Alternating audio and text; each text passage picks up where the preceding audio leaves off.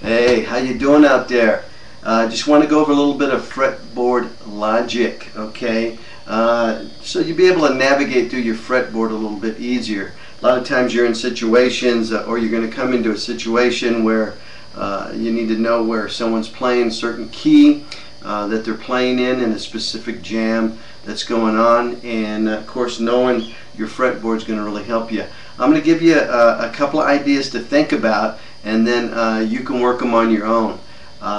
And you can go to my website at edsguitarlessons.com and get some of the files there to have the fretboard logic. Okay, but basically you want to at least learn the fifth and sixth strings on the fretboard to start with. Okay, because it's going to kind of help you with learning the rest of the fretboard or the rest of the strings. But basically music is A, B, C, D, E, F, G. A, B, C, D, E, F, G. You add sharps and flats in between them. I kind of simplify it by just adding a sharp for now. We'll talk about the enharmonics later.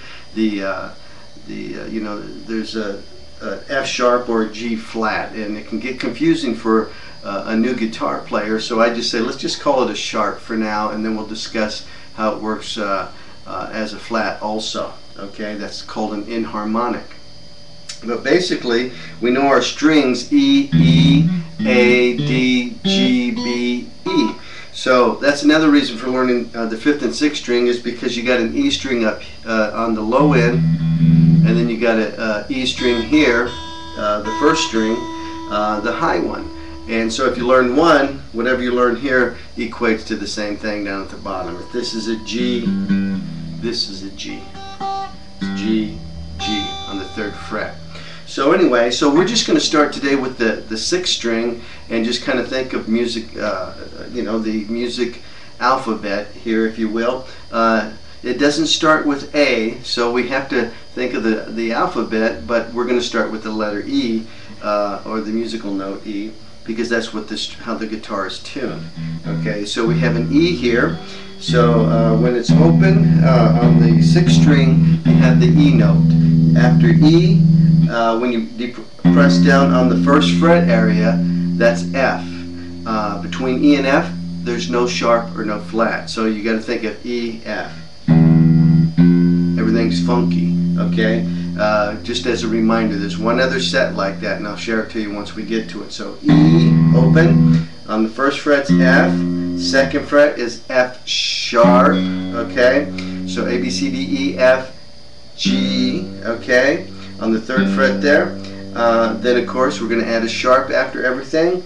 So that's G, G sharp, okay? And we're at the end of the alphabet, because the musical alphabet is A, B, C, D, E, F, G. And so when we're at G and then we go to G sharp, we start the alphabet actually on our fifth fret with an A. Okay, so A on the fifth fret, A sharp, okay, on the sixth, seventh is your B. Okay, now here's the other one, everything's funky, E, F, and then B and C, before Christ. However you want to remember that with some kind of you know, acronym or whatever. So on the seventh fret we got B. Right after that is C. There's no sharp or flat in between. So B, C on the eighth. On the ninth is C sharp. Okay. And then D on the 10th. D sharp on the 11th. Okay. And then E. And if you'll notice, on most guitars they have either two dots here or two dots here, signifying you've gone through all the 12 notes of the musical alphabet. Okay, and that's why there's those two dots there. So that is going to help us as we think further on our musical alphabet and fretboard logic, learning that string.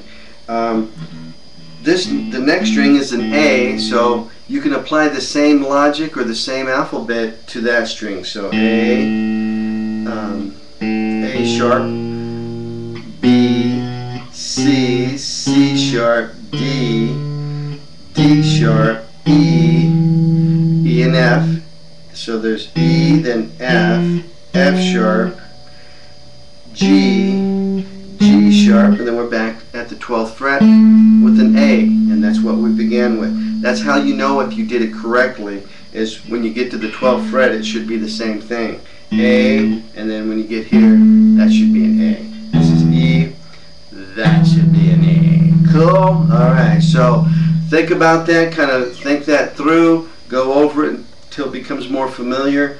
Kind of recognize the, the main ones, A, B, C, D, E, and F, and G, and when we're about the sharps, then you can think about the sharps afterwards, because if you can hit a G, then you know where G sharp is. If you can hit an A, you know where A sharp is. If you can hit a B, you know where C is, and so on. So learn the main ones, where they are in reference to your neck, utilizing the dots as helpful markers so that you can kind of have that to think where each particular note is. With the first dot there you got that shows up on your neck, that would be your G. The second one would be your A, and then B. So G, A, B, and so on.